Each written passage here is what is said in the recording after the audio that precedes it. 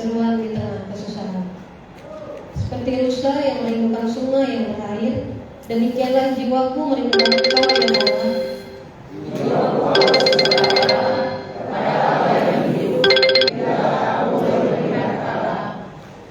Air mataku menjadi makananku siang dan malam, karena sepanjang hari orang berkata kepadaku, di mana Allahmu?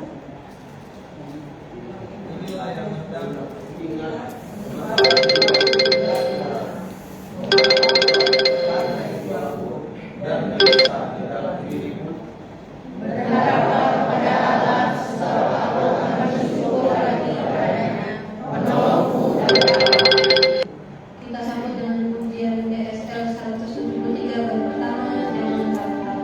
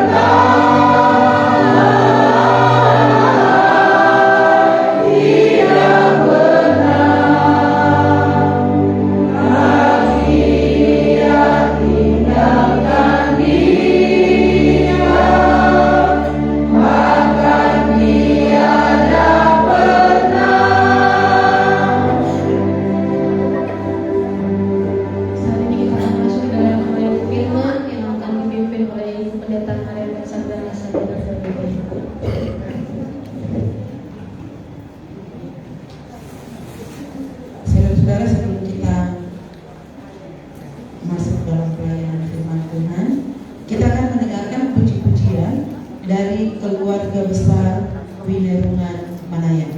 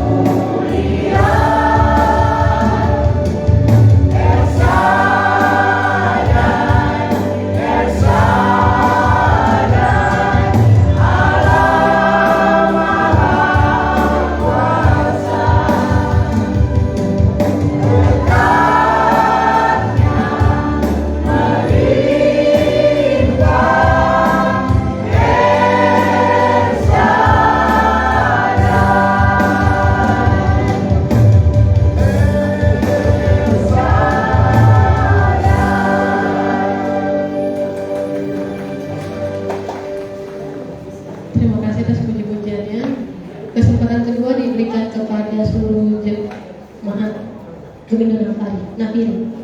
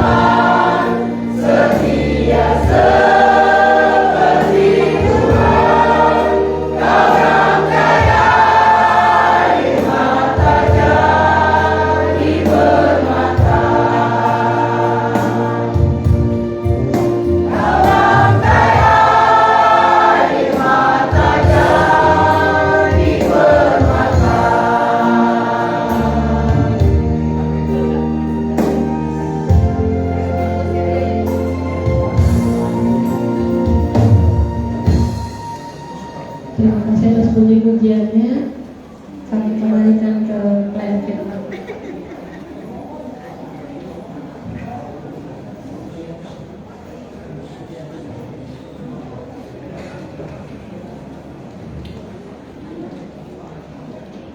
Saudara-saudara yang dikasihi Tuhan, mari kita bersatu dalam doa, kita berdoa.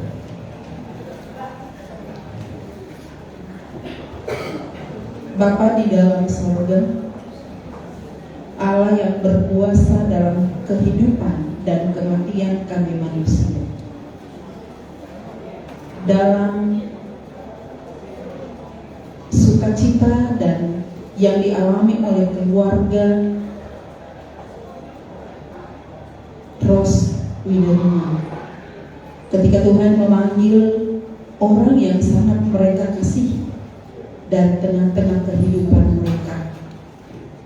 Saat ini Bapa, kami akan membaca kebenaran firman Tuhan. Kami akan melihat kuasa Tuhan yang dinyatakan di tengah-tengah kehidupan keluarga melalui kebenaran firman-Mu saat ini. Urapi kami dengan kuasa Roh Kudus-Mu agar kami dimampukan untuk memahami berita firman Tuhan di saat ini, dan firman Tuhan di saat ini boleh menjadi pengharapan, penghiburan bagi keluarga dan kami semua. Di dalam nama Tuhan Yesus firman yang hidup, kami berdoa. Amin. Saudara-saudara yang dikasihi Tuhan, kita akan membaca firman Tuhan yang terambil dari kitab Kudus Perjanjian Baru, dari kitab Wahyu pasal 14 ayatnya yang ke-13. Wahyu pasal 14 ayatnya yang ke-13. Saya akan membacakan untuk kita semua. Wahyu pasal 14 ayat 13. Kemudian aku mendengar suara dari surga berkata, tuliskan, berbahagialah orang-orang mati yang mati dalam Tuhan sejak sekarang ini. Sungguh kata Roh, supaya mereka boleh beristirahat dari jerih lelah mereka, karena segala perbuatan mereka menyertai mereka. Demikianlah pembacaan firman Tuhan. Terpujilah Kristus. Haleluya. Shalom. Saudara-saudara yang dikasihi Tuhan, ketika kita bicara kematian di tempat ini, itu adalah sesuatu yang biasa. Namun, coba kalau kita bicara tentang kematian di tempat yang lain, selain di rumah duka atau di tempat pemakaman, kita pasti akan merasa jangan bicara dulu, dan kita akan enggan untuk membahasnya. Pokoknya kalau boleh yang namanya kematian, yang namanya duka, itu jangan dibicarakan. Nanti John, itu bukan bagian kita bicara sekarang ini. Karena itu kalau mau berkhotbah tentang kematian, itu jarang sekali dalam ibadah yang non kedukaan. Karena apa? Karena kita menganggap bahwa tabu bicara tentang kematian.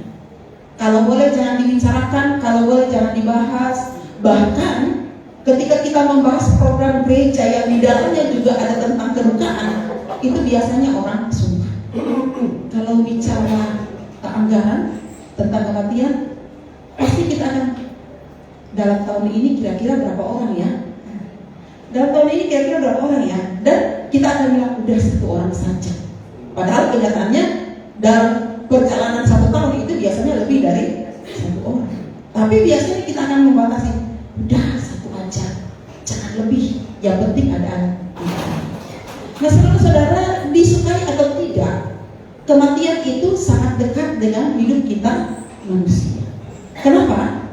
Karena ketika seseorang dilahirkan ke dunia ini, maka salah satu konsekuensi yang harus dia hadapi adalah dia pasti akan berhadapan dengan kematian. Kenapa? Karena kehidupan dan kematian itu seperti sisi uang logam.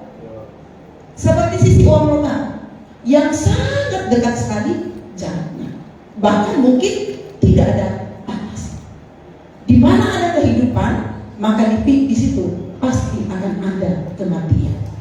Walaupun yang saya katakan pada awal, kita semua enggan dan bila perlu tidak mau membicarakan kematian, tapi kita suka tidak suka pasti akan selalu berhadapan dengan kematian. Dengan cara apa?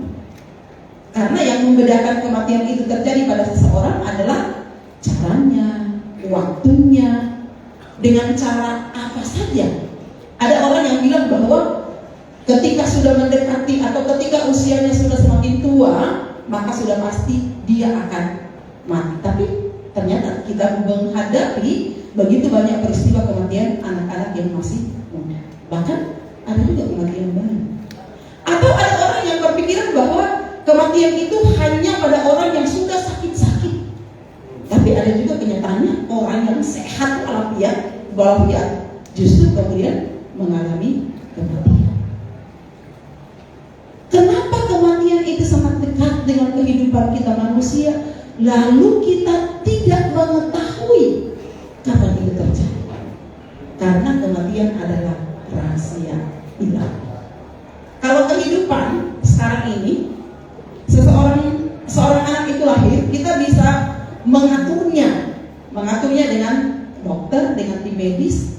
Saya ulang tahun tanggal 20, lalu kemudian saya sekarang hamil 8 bulan lebih atau 9 bulan. Kalau boleh, saya mau anak saya lahir tanggal 20 seperti kelahiran saya. Dokter pun atur operasi sesar tanggal 20. Dokter bisa mengatur. Namun kematian, siapa yang bisa mengatur? Apakah ada di antara kita yang bilang, karena saya lahir tanggal 20, maka kalau boleh saya pun mati tanggal 20? Enggak ada. Enggak ada yang bisa mengatur tentang kematian. Kenapa? Karena kematian itu rahasia ilahi. Setiap peristiwa kematian itu pasti menimbulkan duka cita. Setiap peristiwa kematian pasti menimbulkan duka cita. Ketika peristiwa kematian itu terjadi, maka ada duka yang mendalam yang terjadi pada orang-orang yang ditinggalkan. Entah siapapun juga yang ditinggalkan, ketika dia menghadapi kematian, apalagi kematian orang yang sangat dikasihinya, itu pasti akan ada duka yang sangat dalam. Kenapa? Walaupun iman kita mengatakan bahwa kematian itu hanya perpisahan sementara, karena nanti kita akan berjumpa di surga yang bakal. Namun dalam peristiwa di dunia ini, kematian itu adalah perpisahan selama-lamanya. Kenapa perpisahan selama-lamanya? Karena kita tidak akan bertemu lagi dengan orang yang kita kasihi. Dia akan pergi untuk selama-lamanya ke pangkuan Bapa di sorga. Karena itu kematian itu biasanya menimbulkan duka. Bahkan bagi orang yang sangat bergantung pada orang yang meninggal itu, kematian itu bisa menimbulkan duka yang sangat dalam. Bisa menimbulkan duka yang sangat dalam. Saudara-saudara yang dikasihi Tuhan, kitab Wahyu, bacaan kita saat ini berbicara tentang orang yang mati. Tapi orang yang mati di dalam Tuhan. Kitab Wahyu ini adalah sebuah kitab, atau kitab Wahyu ini adalah sebuah kesaksian yang dialami oleh Yohanes ketika dia berada di Pulau Patmos. Kenapa Yohanes mendapatkan begitu banyak hal yang disampaikan oleh Tuhan Allah kepadanya ketika dia berada di Pulau Patmos? Ada beberapa atau ada banyak hal yang dibicarakan oleh Tuhan, penglihatan yang diberikan oleh Tuhan kepada Yohanes ketika berada di Pulau Patmos. Salah satunya adalah bacaan kita saat ini, sebuah penguatan yang diberikan oleh malaikat Tuhan kepada Yohanes yang berbicara bahwa berbahagialah orang-orang mati yang mati dalam Tuhan sejak sekarang ini, sungguh kata, supaya mereka boleh beristirahat dari jerila mereka karena segala perbuatan mereka menyertai mereka. Ini kitab Yohanes ini adalah sebuah kitab pengingetan kepada jemaat yang ada di Asia Kecil yang sedang berada di dalam tekanan, agar jemaat mendapatkan kekuatan untuk menghadapi tekanan yang dialami oleh mereka pada saat itu. Dan salah satunya adalah Yohanes mengatakan, berbahagia orang yang mati dalam Tuhan. Kenapa? Karena mereka boleh beristirahat dari jerih lelah mereka, sebab perbuatan mereka, sebab segala perbuatan mereka menyertai mereka. Saudara-saudara, hari ini kita ada dalam duka yang sangat dalam karena orang yang sangat kita kasihi, Bapak Rudi Johannes